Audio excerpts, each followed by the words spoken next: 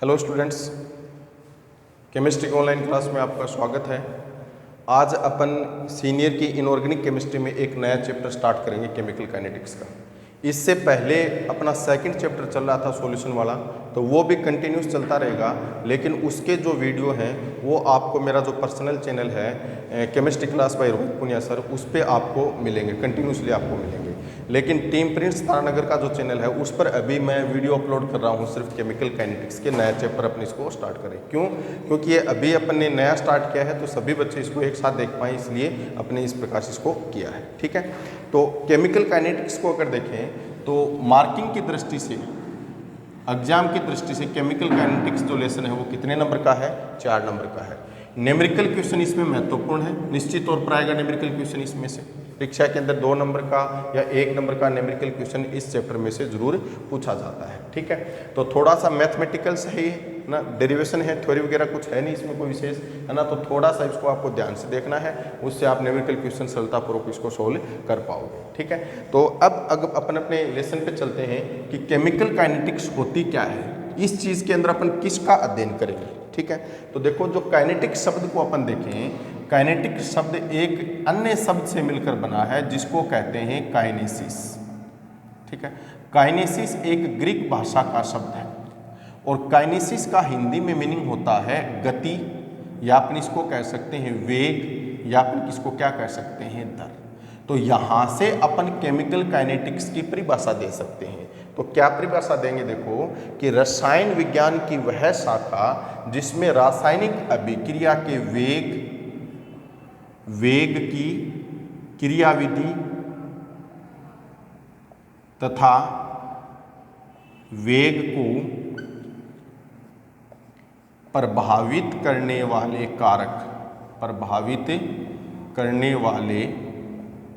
कारक जैसे ताप, दाब, सांद्रता आदि का अध्ययन किया जाता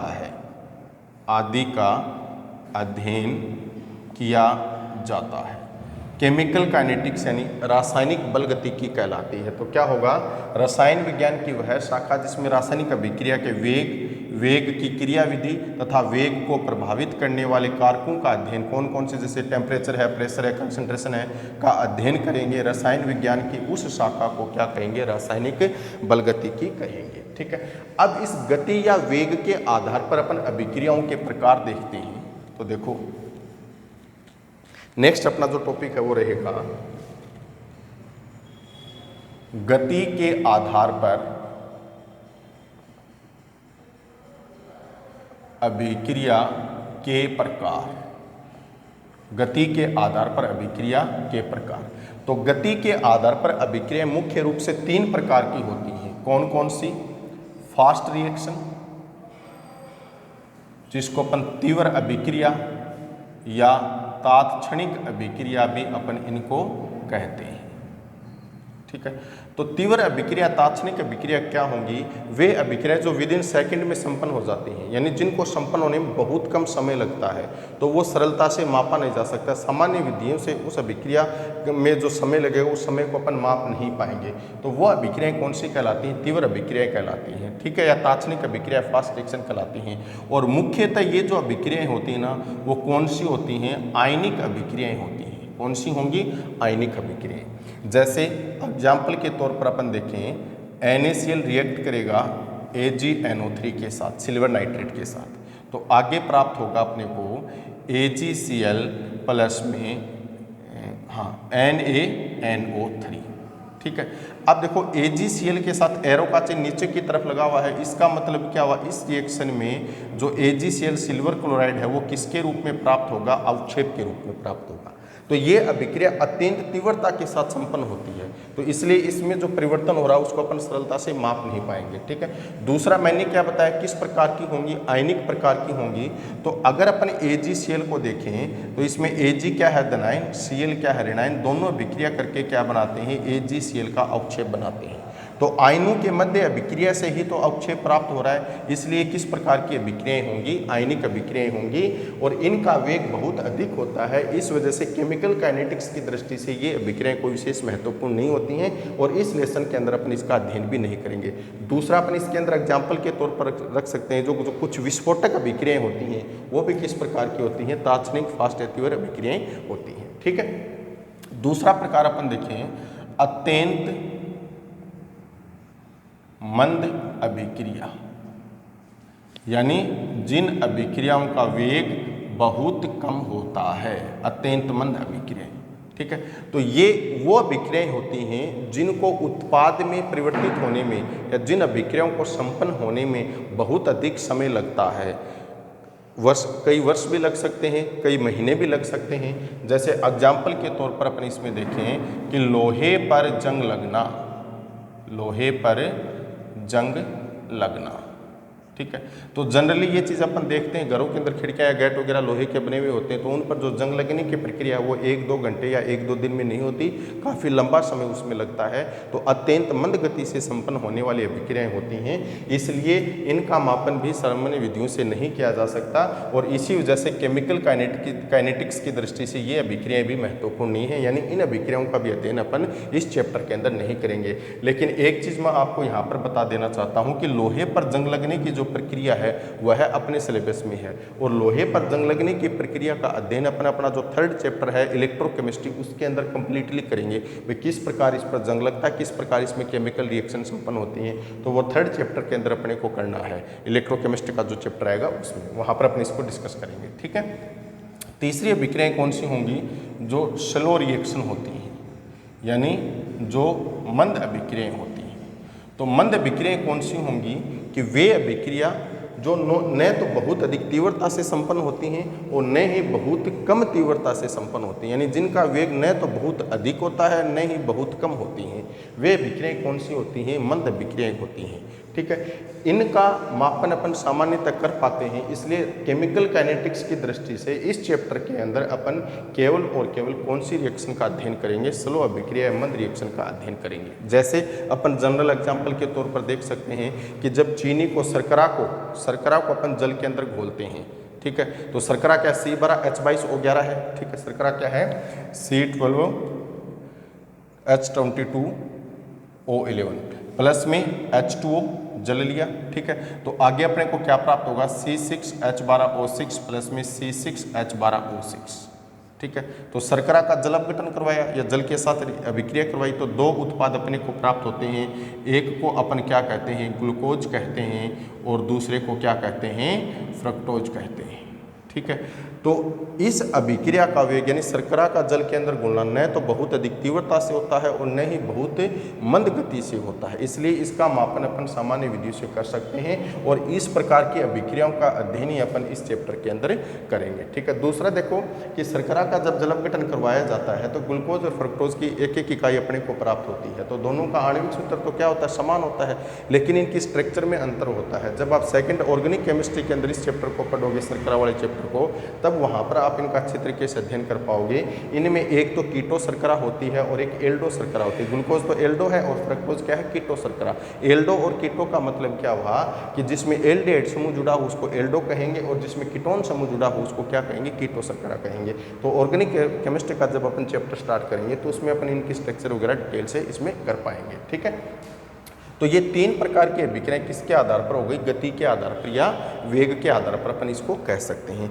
अब मेनली लेसन अपना स्टार्ट होता है, जो अब अपन टॉपिक स्टार्ट करेंगे वो तो महत्वपूर्ण है। नेक्स्ट टॉपिक अपना रहेगा रासायनिक अभिक्रिया वेग, रेट ऑफ केमिकल रिएक्शन।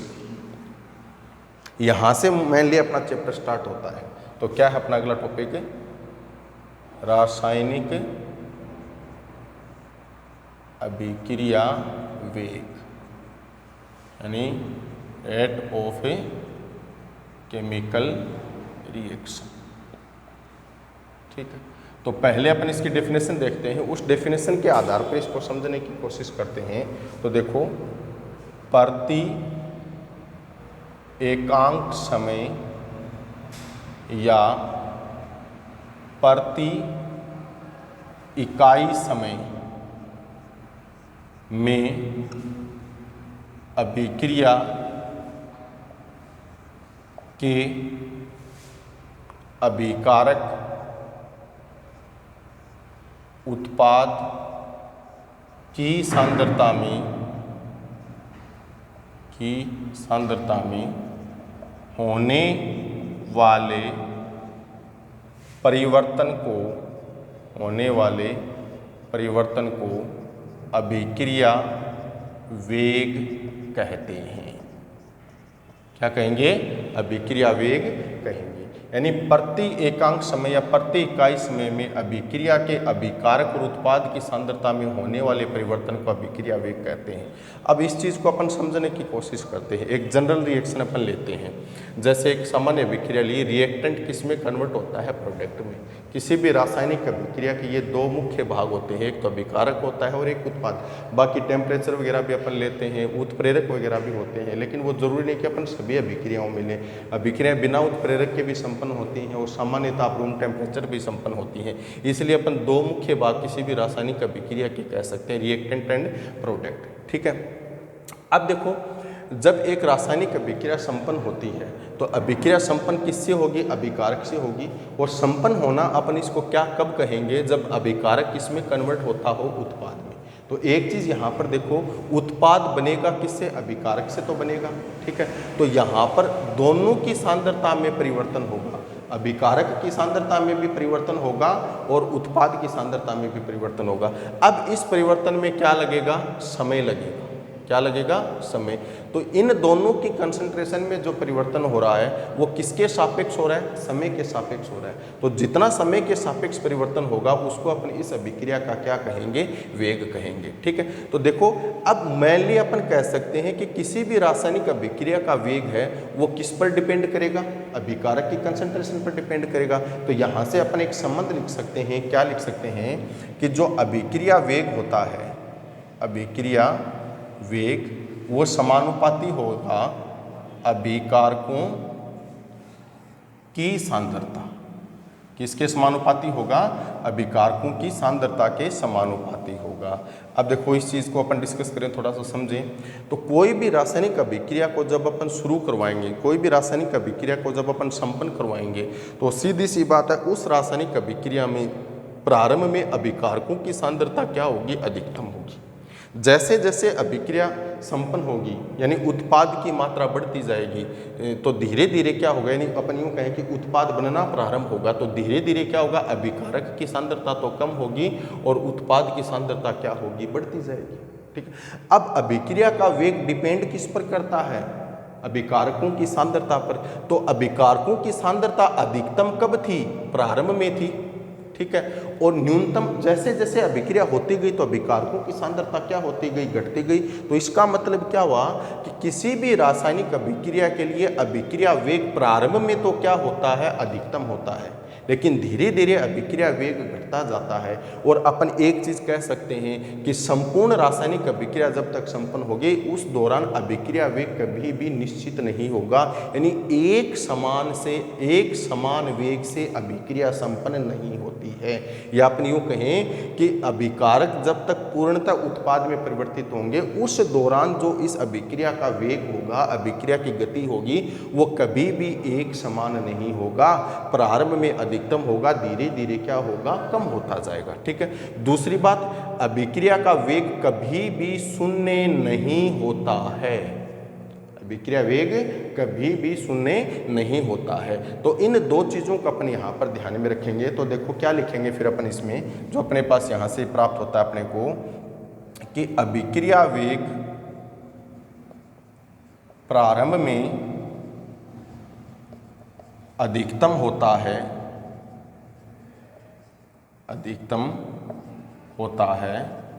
वह धीरे धीरे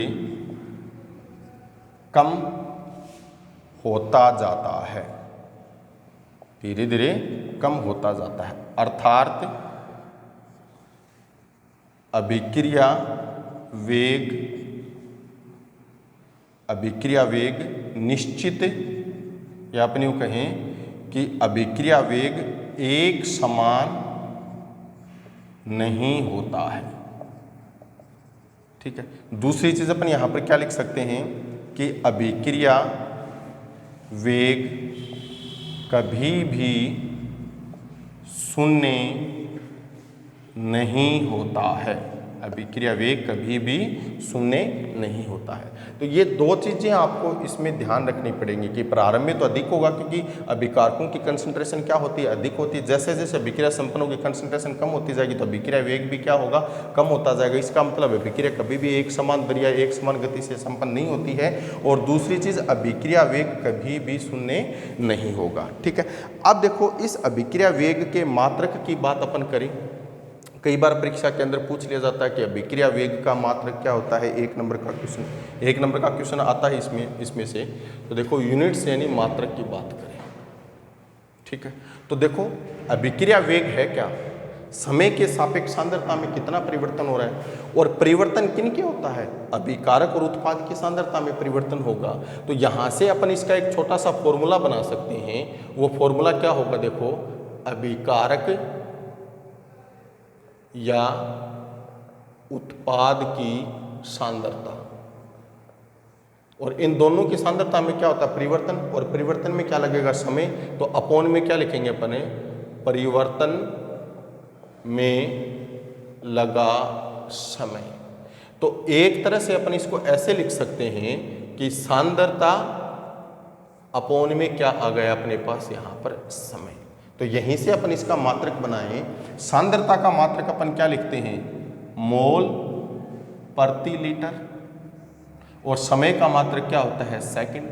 तो अब अभिक्रिया वेग का मात्रक क्या हो जाएगा, मोल प्रति लीटर प्रति सेकंड। ठीक है। दूसरा मात्रक अपन क्या लिख सकते हैं इसका, समय का मात्रक सेकंड के बजाय अपन मिनट में भी लिख सकते हैं, घंटे में भी लिख सकते हैं, वर्ष में भी लिख सकते हैं। तो मिनट में अगर लें तो अपन इसका मात्रक क्या लिखेंगे, मोल प्रति लीटर प्रति मिनट। ये क्या हो गया, अभिक्रिया वेग का मात्रक हो गया। तो नॉर्मली प्रति सेकंड वाला ज़्यादा प्रयुक्त होता है, लेकिन सेकंड और मिनट दोनों ही क्या है, समय के मात्रक है। तो एक नंबर का क्वेश्चन ये बोर्ड एग्जाम के अंदर 1-2 बार पूछा हुआ है कि अभिक्रिया वेग का मात्रक लिखिए। तो अपन क्या लिखेंगे, मोल प्रति लीटर प्रति सेकंड या मोल प्रति लीटर प्रति मिनट। अब दूसरी चीज इसके अंदर जो महत्वपूर्ण है उसको अपन देखें, एक कॉपी करना अच्छे तरीके से। देखो, नेक्स्ट अपन इसमें अभिक्रिया वेग में ही चल रहा है अपना ये कंटिन्यू।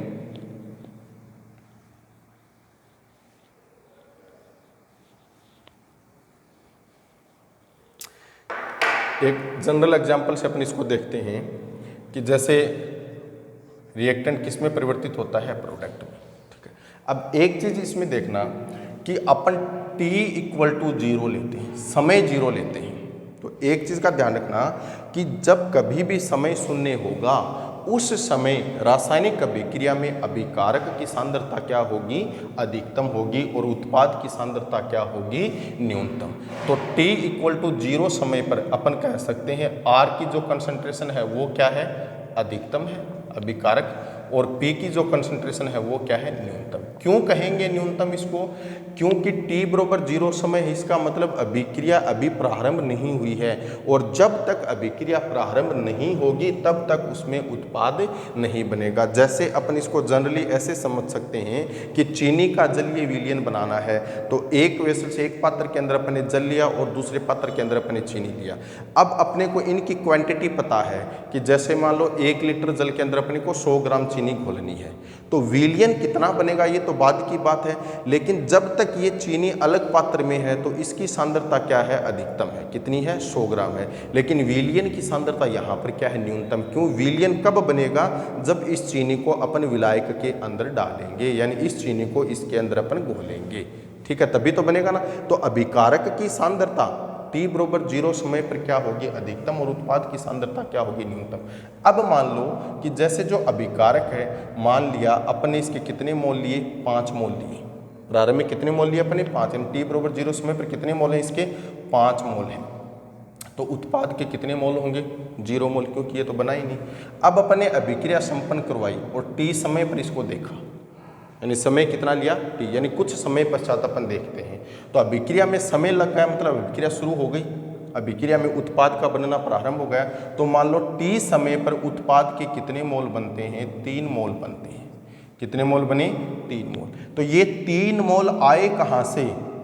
अभिकारक में से तो आए। कहाँ से आए? अभिकारक में से तो आए ना। तो अब T समय पर अभिकारक की सांद्रता कितनी बची? जितने मोल उत्पाद में परिवर्तित हो चुके उनको अभिकारक के प्रारंभिक मोल में से अपन क्या करेंगे? घटा देंगे। तो यहाँ पर कितनी सांद्रता बची इसकी? 5 - 3 मोल। ठीक है। तो वैसे अब इसको अपन 2 मोल लिख सकते हैं। कितने मोल बचे? 2 मोल। अब देखो इसी प्रोसेस को अपन आगे और लें, यानी और ज़्यादा समय के पश्चात अपन देखें तो धीरे धीरे अभिकारक की सांद्रता में क्या होगी? कमी होती जाएगी और उत्पाद की सांद्रता में क्या होगी? वृद्धि होती जाएगी। इसलिए अपन कहते हैं कि अभिकारक और उत्पाद दोनों की सांद्रताओं में परिवर्तन होता है। अब इस परिवर्तन को अपन क्या कह सकते हैं कि जो अभिकारक की सांद्रता में परिवर्तन है वो परिवर्तन तो क्या है? ऋणात्मक है, क्योंकि कमी हो रहा है। और प्रोडक्ट की सांद्रता में जो परिवर्तन है वो परिवर्तन क्या होगा? धनात्मक होगा। क्यों? क्योंकि उत्पाद की सांद्रता में क्या हो रही है? वृद्धि हो रही है। अब दूसरी चीज देखो कि अभिकारक और उत्पाद की सांद्रता में ये जो परिवर्तन होगा, ये परिवर्तन चिन्हात्मक रूप से तो क्या होगा? भिन्न भिन्न होगा, लेकिन मात्रात्मक रूप से क्या होगा? एक समान होगा। इसका मतलब क्या हुआ कि जितने मोल अभिकारक के विलुप्त होंगे उतने ही मोल उत्पाद के क्या होंगे? बनेंगे। यानी अगर इसकी स्टाइक्योमेट्री के अनुसार देखें कि अभिकारक का अगर 1 मोल विलुप्त होता है तो उत्पाद के उस समय में कितने मोल बनेंगे? 1 ही मोल बनेगा। तो यहाँ पर ये चीज़ अपन लिख सकते हैं। यहाँ पर देखो 0 से कितने मोल पहुँचे अपन? 3 मोल। तो उत्पाद की प्रारंभिक सांद्रता और किसी समय पर सांद्रता में परिवर्तन कितना है? 3 का ही तो है। उसी प्रकार जो अंतर है वो कितना है? 3 मोल का ही तो है। उसी प्रकार अपन अभिकारक की देखें, प्रारंभिक सांद्रता यानी 0 समय पर और T समय पर अंतर कितना है? 5। 0 समय पर कितने मोल थे? 5। और T समय पर कितने मोल हैं? 3। तो मात्रात्मक रूप से उत्पाद और अभिकारक दोनों क्या हैं? बराबर हैं। लेकिन चिन्हात्मक रूप की बात करें तो देखो अभिकारक के ये 3 मोल और उत्पाद के ये 3 मोल, तो अभिकारक के 3 मोल तो 5 से 3 बने हैं। तो इनमें तो मोलों की संख्या में कंसंट्रेशन में क्या हुई? कमी। तो चिन्ह कैसा आ गया? ऋणात्मक। और उत्पाद की अगर बात करें तो ये तो 0 से 3 पर पहुंचा है, तो इसमें क्या हुई? वृद्धि हुई है। तो यहाँ पर चिन्ह कैसा आ जाएगा? प्लस आ जाएगा। तो स्टाइक्योमेट्री की दृष्टि से अपन कह सकते हैं कि यदि किसी रासायनिक अभिक्रिया में अभिकारक का 1 मोल विलुप्त होता है तो उत्पाद का 1 मोल ही बनता है। तो इस चीज को भी अपन यहाँ पर लिख सकते हैं। स्टाइक्योमेट्री कह दें या अभिक्रिया की रस समीकरण मिति अपन इसको कह सकते हैं। तो देखो क्या लिखेंगे अपन? अभिक्रिया की रस समीकरण मिति के अनुसार या मिति से किसी रासायनिक अभिक्रिया में अभिकारक का 1 मोल विलुप्त होता है तो उत्पाद का 1 मोल बनता है। ठीक है। अर्थात अभिकारक व उत्पाद की सांद्रता में परिवर्तन मात्रात्मक रूप से तो समान होता है, लेकिन चिन्हात्मक रूप से भिन्न भिन्न होता है। क्योंकि अभिकारक की सांद्रता में कमी व उत्पाद की सांद्रता में वृद्धि होती है। अतः अपन क्या लिख सकते हैं कि del R upon del T equal to del P upon में डेल टी। तो आर किसके लिए है? रिएक्टेंट के लिए, अभिकारक के लिए। बड़ा कोष्टक किसको दर्शाएगा? कंसंट्रेशन को। और डेल किसको दर्शाएगा? परिवर्तन को। यानी अभिकारक की सांद्रता में परिवर्तन और परिवर्तन में लगा समय। ठीक है। पी किसको दर्शाएगा? प्रोडक्ट को। बड़ा कोष्टक किसको दर्शाएगा? पी किसको दर्शाएगा? प्रोडक्ट को। बड़ा कोष्टक किसको दर्शाएगा? सांद्रता को। डेल किसको दर्शाएगा? परिवर्तन को। और डेल टी क्या? परिवर्तन में लगा समय, यानी उत्पाद की सांद्रता के परिवर्तन में लगा समय। तो अभिकारक की सांद्रता में क्या होती है? कमी, और उत्पाद की सांद्रता में क्या होती है? वृद्धि। तो ये अपन चीज इसमें लिख सकते हैं। तो ये आज अपन ने डिस्कस किया है केमिकल काइनेटिक्स की जनरल बातें और रासायनिक अभिक्रिया के वेग के बारे में। तो इसका मात्रक वगैरह महत्वपूर्ण है।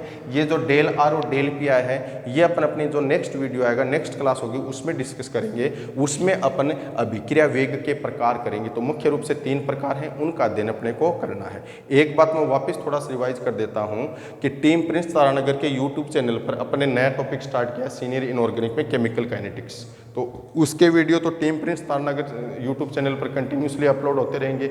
लेकिन जो सॉल्यूशन वाला टॉपिक अपना इससे पहले चल रहा था, उसके वीडियो आपको जो पहले जो मेरा चैनल था chemistry classes bye Rohit Punia sir, उस पर आपको कंटिन्यूसली आपको मिलते रहेंगे। धन्यवाद।